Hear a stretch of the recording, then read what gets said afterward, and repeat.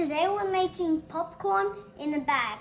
All right. You'll need popcorn seeds, So we need... melted butter, Yep. and salt. Pour all the kernels Into the bag. So we've got to open the bag. Open the bag and pour every single kernel in. That's right. Do not leave a single kernel. And we just need to roll up the opening just a tiny bit. That's it.